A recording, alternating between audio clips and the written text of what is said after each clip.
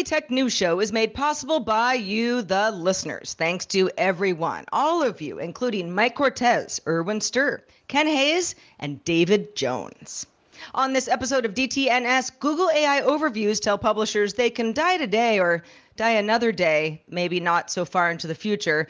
Converting brain signals into speech reaches farther with a promising new study. And back to the office. Is it really helping tech companies? Depends who you ask.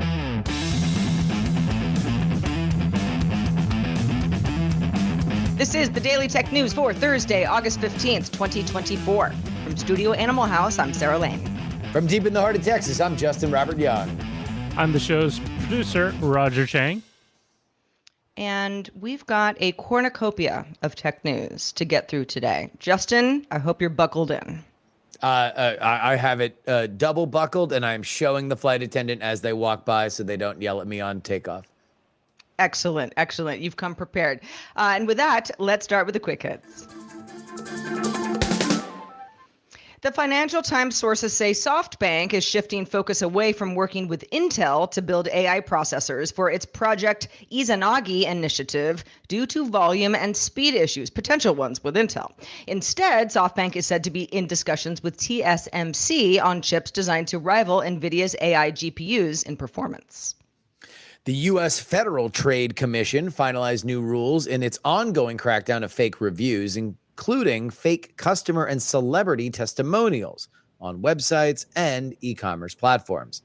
The FTC's rules, which passed with a 5-0 vote, prohibit the buying and selling of phony reviews and product testimonials, effective in 60 days. The formal ban includes stiff penalties for violators, with fines reaching as high as $50,000 per violation. That's a lot of money. It's a lot of money. I'd like to see how this is enforced.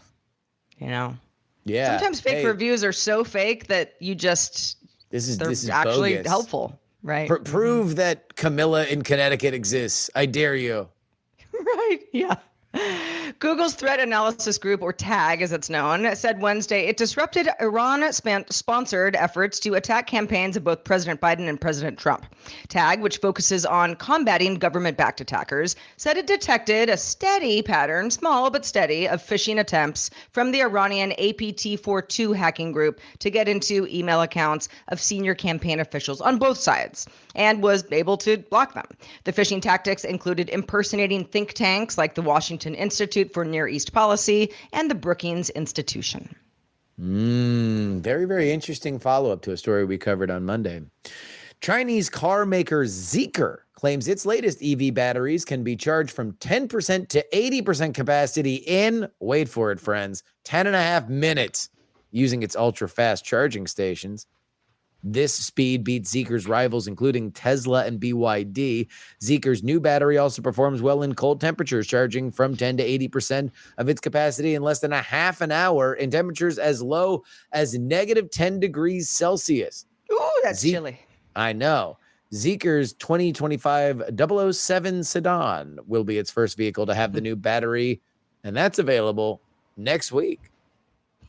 I know many of you who live in colder climates than me say 10 below Celsius is nothing, Sarah. I know. Still, it's freezing. Still. Yeah.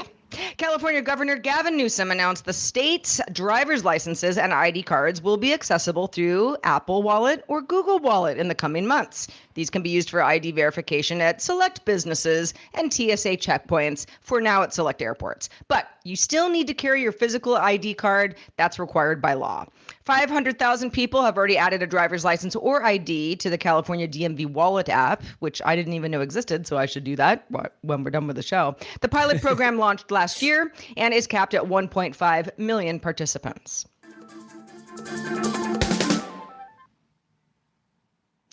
So Google's AI overviews, those are the generated summaries that you see at the top of search results for some searches, not all searches. They show up before the linked results that you're used to seeing in Google searches. They launched to all U.S. users back in May. There was a test that Google had been doing for a while, so U.S. users got this. I've become very used to them at this point. Now Google's expanding with local language support to Brazil, India, Indonesia, Japan, Mexico, and the UK.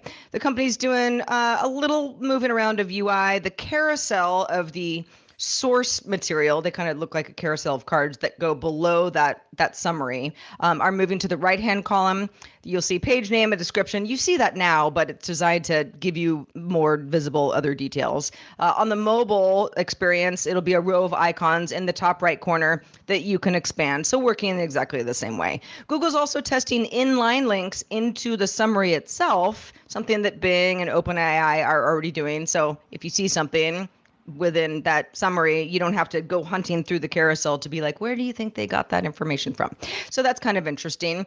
Additionally, Google is testing the ability to save an AI overview. So it comes up if you do that search again, and it's meant to simplify the overview's language. I actually tried this out because I wanted to see how would it simplify the language and come up if I search it again? If I searched it once, wouldn't I have gotten the information? So I did a search for what is the topography of Sudan?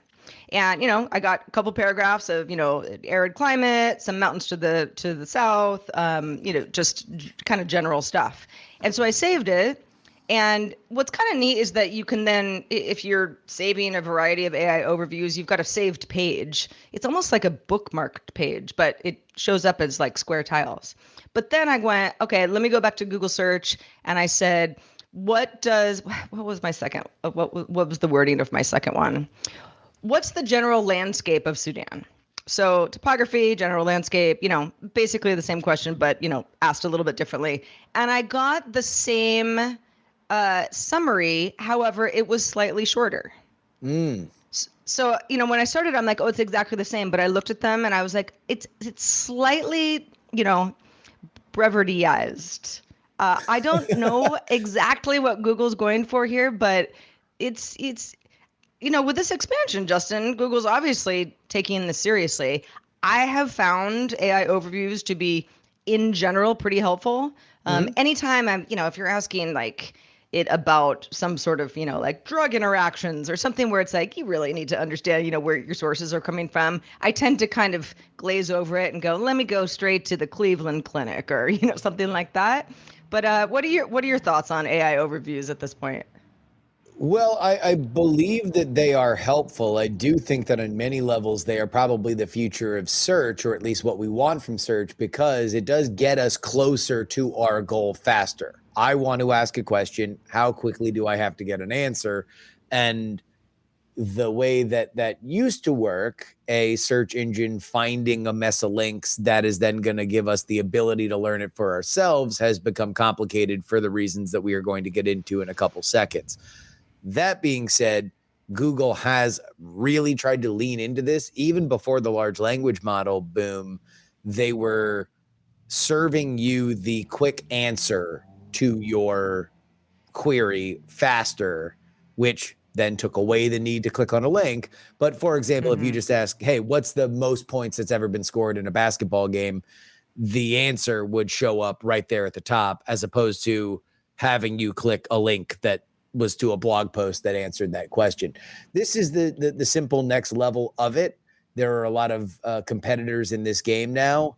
The question that I would have for Google is, how do you monetize it? Are there AdWords that make sense to be put around a product like this? Okay, so right, this kind of leads us into the second part of the story. Not everyone is into AI overviews, not because they don't work well, maybe because they work a little bit too well.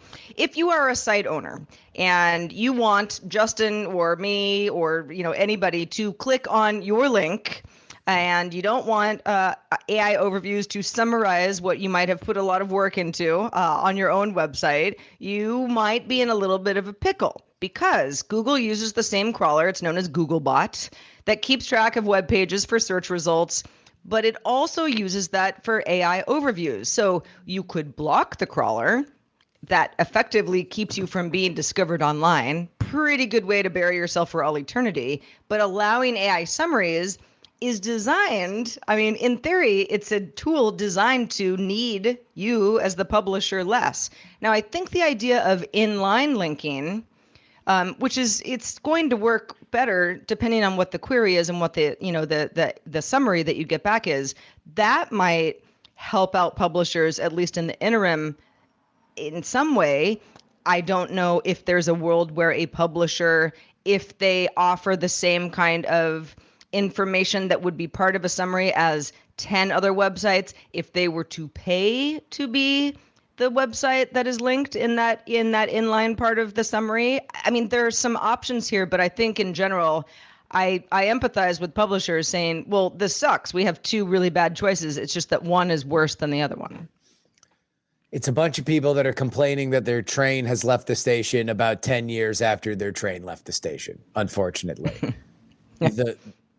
The reason why the Google experience has partly gotten worse is that the web has gotten worse, and they have gotten worse in terms of sharing information in a clear and concise way, because there used to be a time when the vast majority of people who were searching the internet were going to websites, at which point your customer was the actual viewer. In our modern world, nobody goes to a website unless they're directed there by a search engine or they're linked there by a social media post, right? And even in that case, you're pretty much only dipping in for a second because we've become so reliant on the aggregation. Google now is doing something that is far beyond what they've done before, but we're already to a world where all of these websites have become twisted and evil for SEO purposes because it's the only way that anybody will show up there and they can monetize the ads that are on their site. The most common server of which is Google as well. Google runs websites, and you can block people. You can block Google. You can block OpenAI from doing it, but I think they've kind of lost the war. Now they can cut off their nose to spite their face, but that doesn't mean that it's not going to happen eventually anyway. Right. Yeah. It's going to get darker before it gets lighter, I guess. I think it might get. I think that there was an old John McCain quote that it's always darkest before it goes pitch black. Right. Yeah. Winter is here. I don't know. We could go on and on, but let's actually talk about something that is, this is good news in the scientific community for sure. The New England Journal of Medicine has published details about a brain-computer interface known as BCI, developed by scientists over at the University of California, UC Davis, that can translate brain signals into speech really accurately. 97% claims the scientist. They're also claiming that's the highest success rate to date by anybody. This type of BCI is called a speech neuroprosthesis. So here's what happens. A device that's used in this for this uses a 4 microelectrode array utilizing 256 cortical electrodes implanted in the left precentral gyrus. That is the part of your brain associated with speech coordination. Normally, signals pass through here, and then they move muscles that allow you to speak. The experiment sent signals to a computer, then used that data to train a model to decode those signals into words. Then that model could decode the signals in real time and display the words on a screen. Then a text-to-speech engine, which was trained on the recordings of a patient's voice, somebody who had problems with speech, was trained to sound like that patient and then read the words. So it's as if your brain tells your muscles to tell your mouth and, windpipes to say something, but it's actually circumventing everything after it leaves your brain. Now, very specifically, this has been tested with really good results in a patient. In July of last year, so just over a year ago, neurosurgeon Dr. David Brandman implanted this device in Casey Harrell, 45-year-old who has ALS, also has a severe speech impediment. Harrell started communicating within minutes of using the system. Good news. In the first training session, the test demonstrated 99.6% accuracy with a vocabulary of 50 words in 30 minutes. So limited vocabulary, but good results in a short amount of time. After continued training, it sustained 97.5% accuracy, so didn't fall much at all, over a period of 8.4 months, and Harrell could conduct self-paced conversations at a rate of approximately 32 words per minute for more than 248 cumulative hours. not consecutive, but obviously they were paying attention to what Harold could do and progress over quite a bit of time. Justin, I mean, there is no feel-good story like this when you're talking about large language models. I mean, all you model haters out there, gotta love this. Well, I do. Number one, a great tech done good story. You love to be able to see technology circumvent some of the failings that our human body has, whether it be in a physical capacity or obviously in the far more tricky brain situation. And what I like about this as well is that it's pretty clean. The only thing that I could think of that would be a drawback, and without getting into shock jock territory, is I hope there's an off button, and so you are able to differentiate between an inner monologue and something that you would like to have said out into the world Right. by way of a speaker. In a serious note, I believe this is a great example of where large language models and AI in general, which we have seen create or have tremendous aptitude to just reduce busy work, reduce tasks that are literally guessing the next word that should be said so you can put together something. You can do that a lot faster. And we're in a moment of kind of pessimism in the world of AI, at least in the investment of AI. I still don't feel like we've wrapped our head around what a quantum leap forward that is.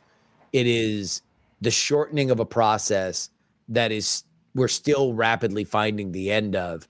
And when you see the results in technology like this and where this can go, if this works, how much better can it get when you already have the important part, the recognition of the signals in the brain?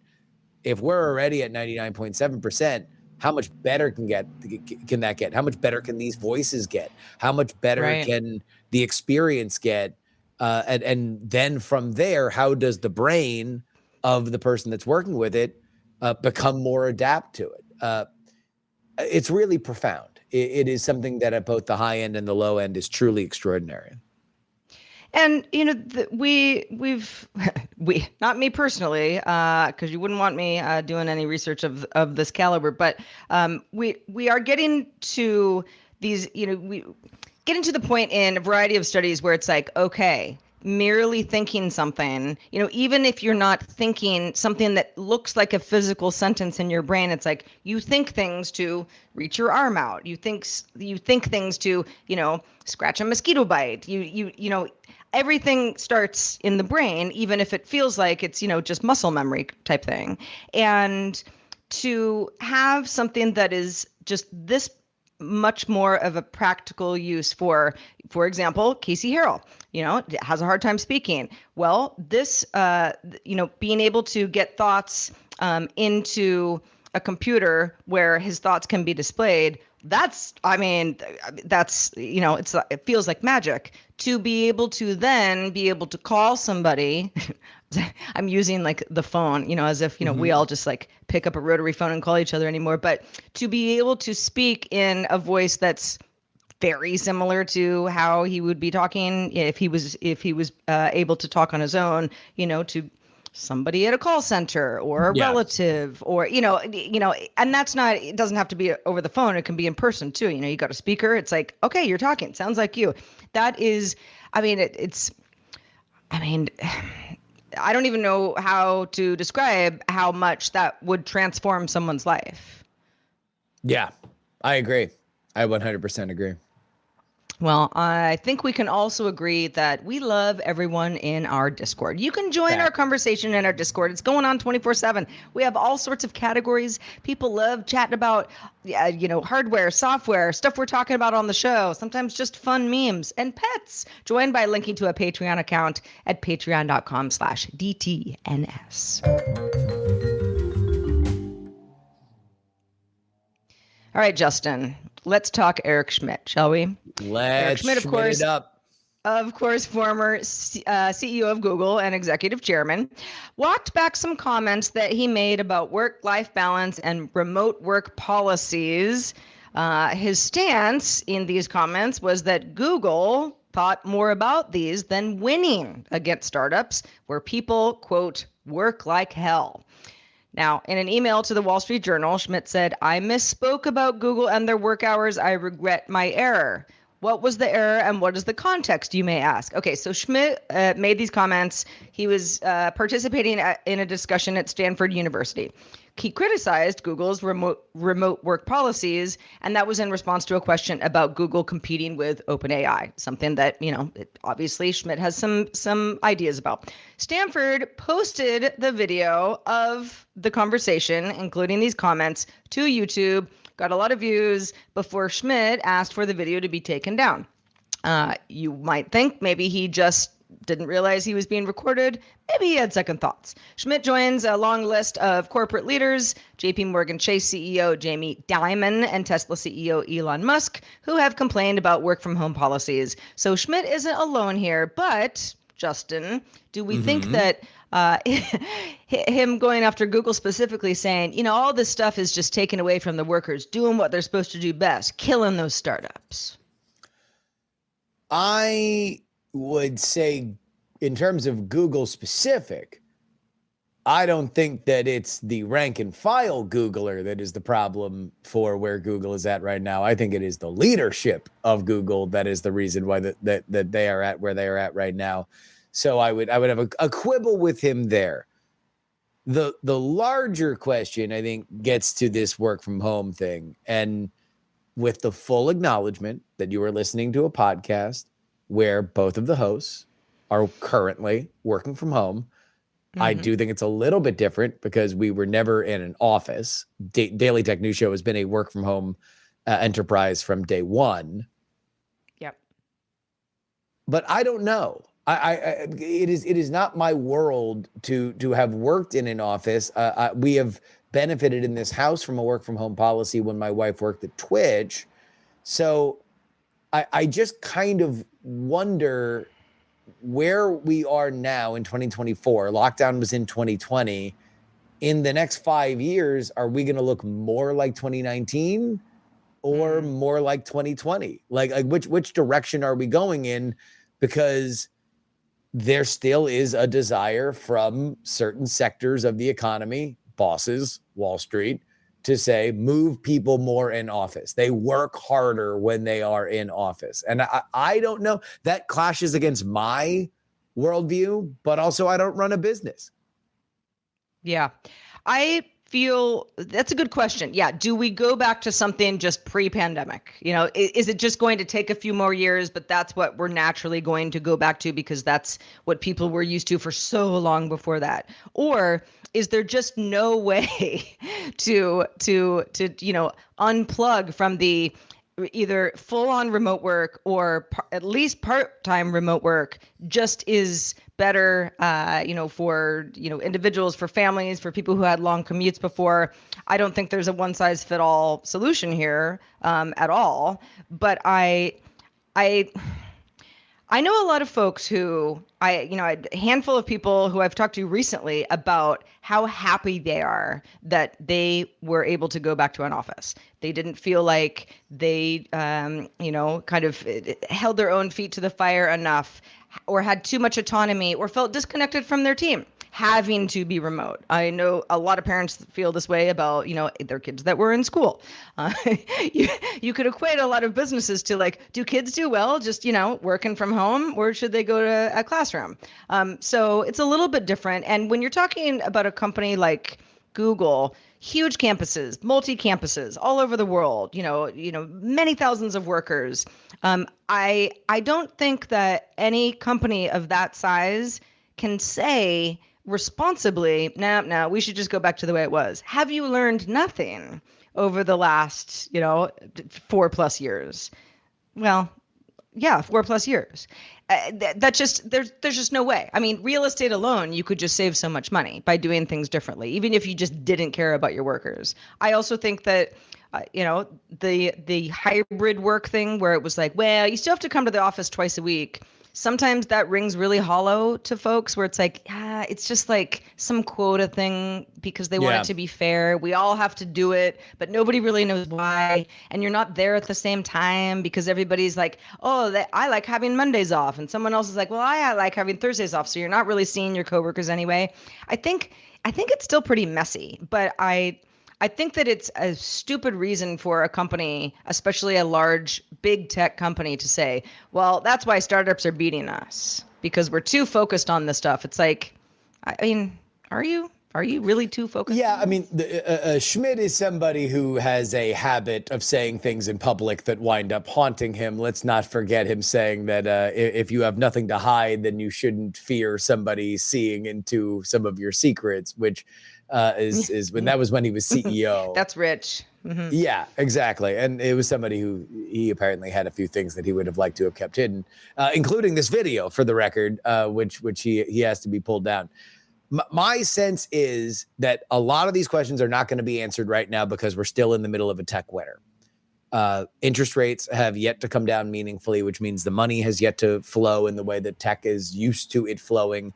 And we can start taking, a lot more bets on a lot more things. Right now, you're looking at high value areas, and that's pretty much it. But when that happens, when the interest rates come down, when the money spigot starts flowing all over the valley and various other places, I wonder whether or not it is an increased push in the way that Google itself got people to work for them, which was a perk rush to say, no, come into the office because we're going to make it worth your while. You have to come into the office to get a massage, right? You have to come into the office to get free meals. You have to come into the office for childcare. That stuff is very, very important. And I wonder if that's going to be how this gets back to closer to where it was in 2019, which is to make it worth the while of the employees. Listen, I'll go anywhere. I will leave this home office tomorrow if I get a massage. Yeah. You just tell me where to show up. Now we know how to entrap Sarah Lane. That is the one size fits all Wile E. Coyote trap for Sarah Lane is just a free massage here. I mean, if I have to pay for it, I'm not going anywhere. But free massage, yeah. But free, a free massage. I've got my limits. Yeah. All right, let's move on to the mailbag. We've been talking about passkeys this week. We first talked about passkeys on Tuesday's show, the fact that they were on the rise. And then we got an email yesterday from somebody who said, I'm into passkeys. Doesn't really seem like any of the services I'm using utilize them, but, I'll keep checking. We got a nice response from KV. KV is in sunny and gradually getting reasonably cooler-ish DC. Hi, KV. Says, in response to that email on passkeys, here's a couple useful directories that list services that support passkeys. Apologies if they've been shared before. I don't think they have, KV, so thanks for sending these along. First one is passkeys.directory. This was compiled by 1Password, which is a password manager. There's also a passkeys directory, which was compiled by the FIDO Alliance. So you see some of the same stuff there, but you got a couple choices.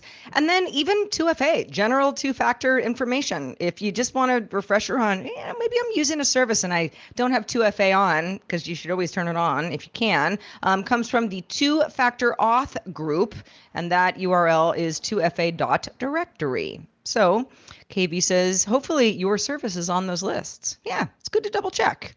Let's get passkeys a thing. Let's make passkeys a thing. Let's go. Continue to be a thing. Absolutely. Yeah. Justin, what is your thing? At least when you're not with us on Daily Tech News Show. Well, Sarah, as the old Torch song goes, Chicago is the town that won't let you down. And the reason why is because we're not wrong. My panel show with Jen Briney and Andrew Heaton is coming to the toddling town, Second City, city with the big shoulders, the city with too many nicknames. This Sunday, the 18th, you can get tickets for our show at the Greenhouse Theater Center right now. Just go to my Twitter, x.com/Justin R. Young. Pin tweet at the top is where you're going to get that link. And announced on this very show on Monday, special guest, Tom Merritt. He is going to be there live and in person in Chicago. Good Lord. You know what it takes to get a diehard St. Louis Cardinals fan into the belly of the beast of Chicago? This is a once-in-a-lifetime opportunity. Go free massage, maybe. Go ahead, get tickets. We'll be there Sunday. It should be an amazing crowd, and we will see you this Sunday for We're Not Wrong. Excellent. Well, it's been a big week for the Android Faithful team. They've been busy covering all those announcements from Made by Google. Ron Richards, Wenhui Duo, Michelle Rahman, and Jason Howell bring you the latest Android news and information every week. You should check it out. Watch live on Tuesdays at 8 p.m. Eastern, 5 p.m. Pacific at youtube.com/Daily Tech News Show and subscribe to their feed at androidfaithful.com. Patrons, stick around for the extended show, Good Day Internet. I've got a question for you. Muse on this for a few. How many gaming consoles can you hook up to a single TV before somebody gives you an award? We actually have that answer. But just a reminder, you can catch our show. We are live Monday through Friday at 4 p.m. Eastern at 2000 UTC. You can find out more at dailytechnewsshow.com/live. We're back doing it all again tomorrow, talking about businesses that can be more resilient to things like CrowdStrike events with Steve Zalowski. Talk to you then. The DTNS family of podcasts, helping each other understand. Diamond Club hopes you have enjoyed this program.